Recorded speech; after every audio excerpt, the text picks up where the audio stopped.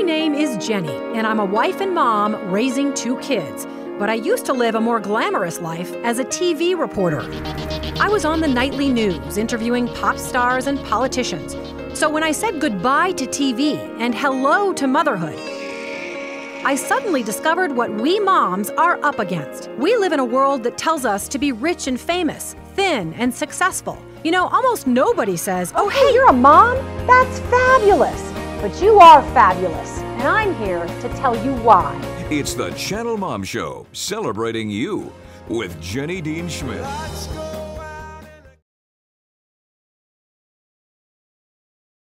We are the Channelmom Show, as I said, celebrating you, Mom, on Mile High Sports Radio. We invite you to call our next guest because, boy, does he have some interesting things to say that moms may want to know more about because it could affect your child. All right, I have some questions for our audience before we bring our next guest on. Did you know that child trafficking is one of the fastest growing crimes in the world? Or that this kind of trafficking sees $12 billion a year exchange hands? Or that almost 3 million children run away in America each year, and within 48 hours of hitting the streets, 1/3 of those kids are recruited into the underground world of prostitution and porn and child trafficking. Finally, did you know that 300,000 children in the U.S. are at risk for commercial sexual exploitation every year? This is not a G-rated part of our broadcast, but we do feel like we need to let moms know about this. Our next guest knows all about the statistics I just talked about. I actually went to college with him. We both attended Occidental College in Los Angeles, although I'm not sure we ever said a word to each other in our 4 years there. All right, I'm going to do this, and then Kay's going to correct me probably. Kay Hiramine is here with stories that may shock you as a mother. Kay has worked at a high level for Procter & Gamble, as well as in the banking industry and real estate, but he's also undertaken some impressive faith-based endeavors, including nonprofits and global initiatives involving millions of people. But one of the issues nearest and dearest to Kay's heart is the huge and growing problem of child trafficking, and this is big. Kay is on the board of Stop Child Trafficking Now. Welcome, Kay, to the show. Hi, Jenny. How are you? Great to be on the show. Oh, we're thrilled to have you. All right, let's just start big. I imagine that a lot of moms sitting in the safety of their Colorado houses and around the country when they watch it on video do not think much about this problem of child trafficking because they don't think it probably affects them. But it is closer to their homes and right around the corner and much bigger than they might guess, isn't it? That's totally true, Jenny.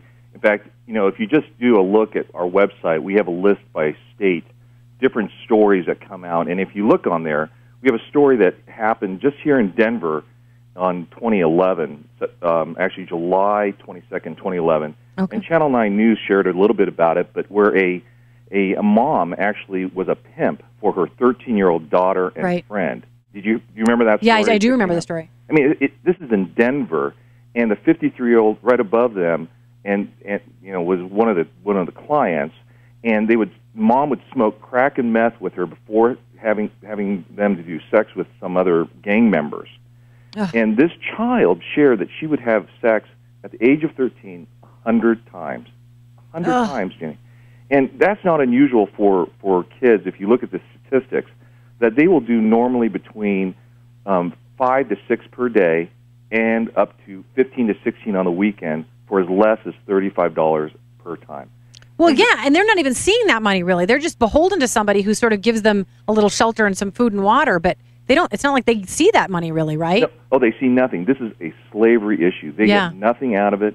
In fact, they are victimized and exploited. Many of these are runaways, kids that have run away from home as young as 11 years old. And even here, and for those of us in Denver, Colorado area, there's another story that came out in 2010 that talked about a prostitution ring in Denver area.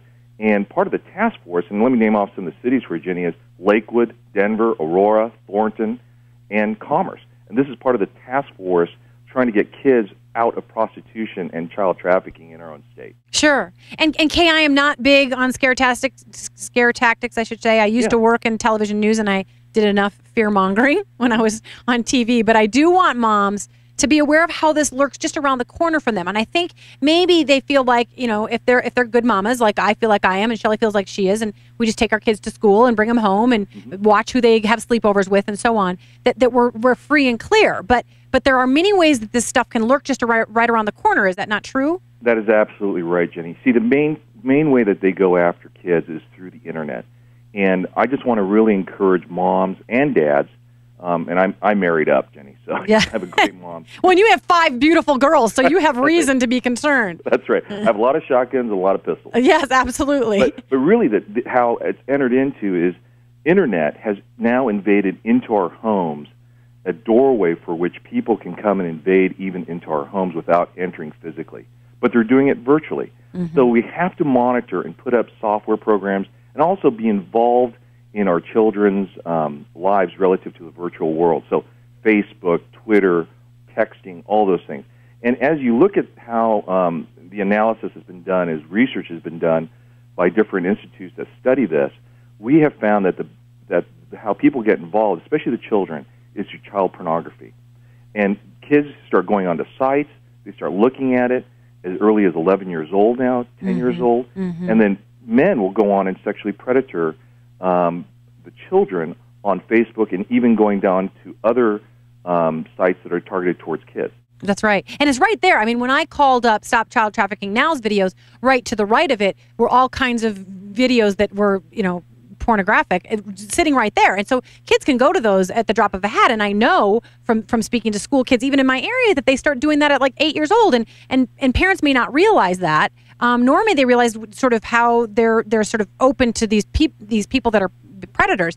And even I think it's very common now, and we cannot kid ourselves, that girls, I mean, when I go to Facebook sites, when I go to Twitter sites, when I go to MySpace, all the girls will pose in very provocative ways, and it's kind of like a given.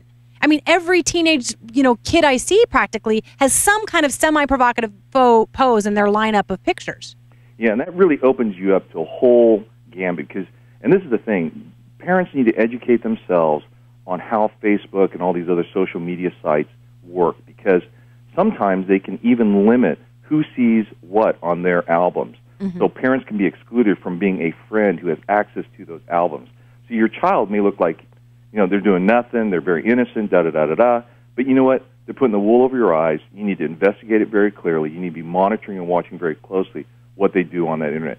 And also their friends. Now, you just hear tragedy after tragedy. We heard this one story where I live down in Colorado Springs where a man, or a child, or a man, father took their son into the restroom, had to go to the restroom in Target, right? So they went in there, and as the child was in there, he was given, under the bathroom stall, a pornographic magazine. Yeah. I mean, there are sickos out there that we need to be observant and watchful, and as moms and dads, we need to watch what and where our children are at all times. Yeah, I don't let my kids go to the bathroom alone. I mean, now that my son's almost 13, I guess I do, but I stand outside of the door to me, and I eye every man that goes in there because I am paranoid. And I know we can sound, both of us, like fuddy-duddies and goody two-shoes and so on, and parents say, oh, lighten up, it's just Facebook. But if you really care about your child, it's not just Facebook.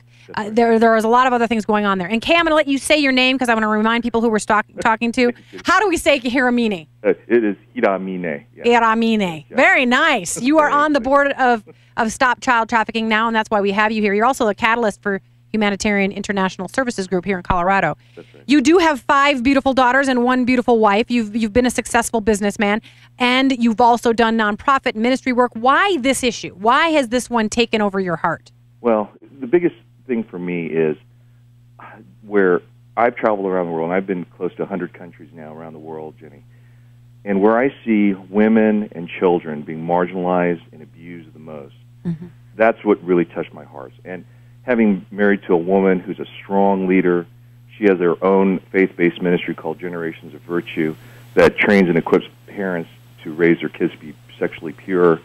And I just said, I want to work with Julie in this. And really what motivates us really primarily is a relationship with God. I love what your previous guest shared about just having a personal relationship with God. For me, it's about that. That's what motivates me personally. Sure, the love, yeah. Yeah, the love and then there's a great passage in James which talks, James 1:27, which says, true religion, undefiled before the Father, is ministering to widows and orphans in their distress and remaining unstained from the world.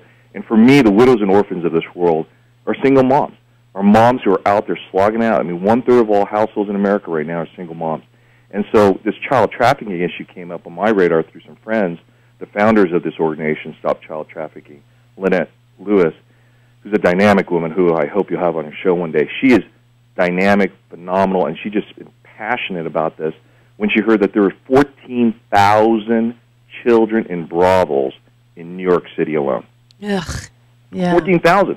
Yeah. And then she started, and I said, oh, well, that's New York City. That's L.A., where we came from, And then she said, no, Kay, it's happening in Denver. I'm saying, what?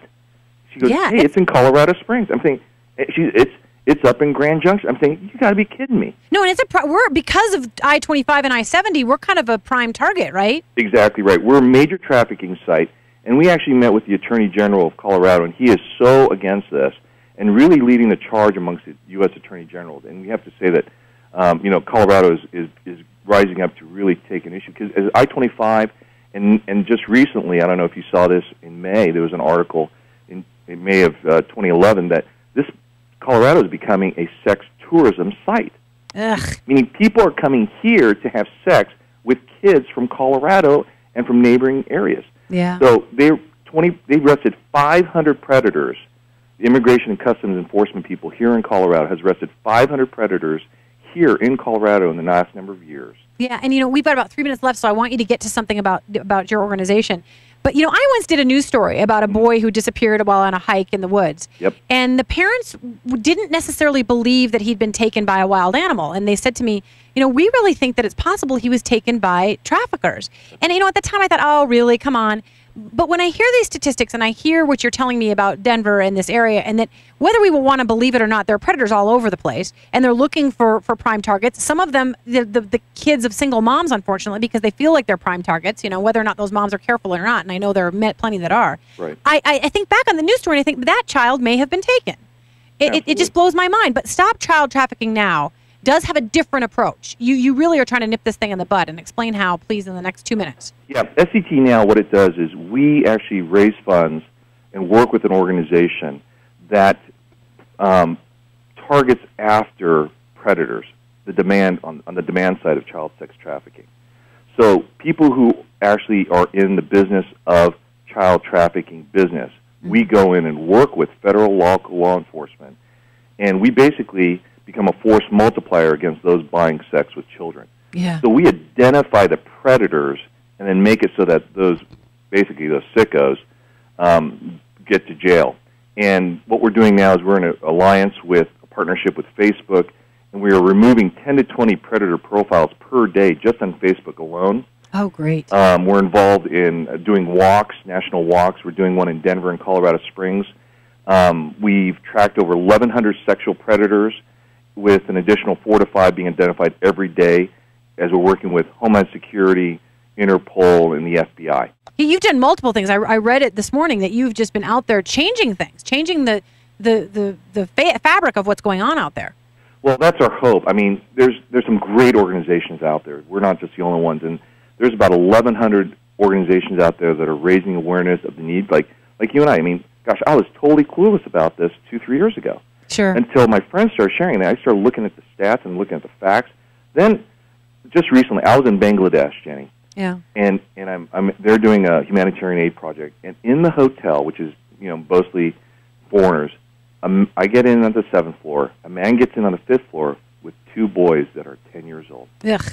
Yeah. 2 Bangladeshi boys, and he has his arms around them. He's American. He's saying, "Let's go for a hamburger." I'm like going, "Oh my gosh!" Yeah, because now, because you're alert to it. Oh gosh! And before it was like, okay, whatever. Maybe it's their sons, but then you just go, both the same age, and the looks in their eyes when they looked at me were so hollow, with such fear, and at the same time such emptiness. It just broke my heart. Sure, absolutely. Yeah. And Kay, we know you have a heart for single moms, so we want to have you back. Will you come back? Absolutely, I'd be honored. Okay, thank you for giving us that information today. Really, really valuable. So thanks so much, and you take care, and we'll talk to you soon, Kay. Thanks, Jenny. All right, bye-bye. Bye-bye. Hey, Mom. Feeling too busy and a bit overwhelmed? Would you like a shortcut to raising great kids? Check out our Channelmom's tips for busy moms. want to do our Channel Mom tip of the day. It's very simple. Volunteer. It's just an hour a month, maybe, and your kids will notice, and they'll learn how to volunteer from you. They'll learn how to bless others as you bless others. You can volunteer for Kay's organization. It can be fun, too. Yeah, it can be. To do it with your whole family. Volunteer in the school, volunteer to charity, soup kitchen, or for Kay's organization. Stop Child Trafficking Now. They have the ability to do that. You just go to their Get Involved button, and you can do that. So, next week, this is a woman who has, as a proponent of a lifestyle you might think is weird, but she's convincing. Promising a slower life pace, closer family bonds, better behaved children. So who doesn't want to learn this? Suzanne Woods Fisher will be on the show next week. Please join us. God bless you, moms. Have a beautiful week.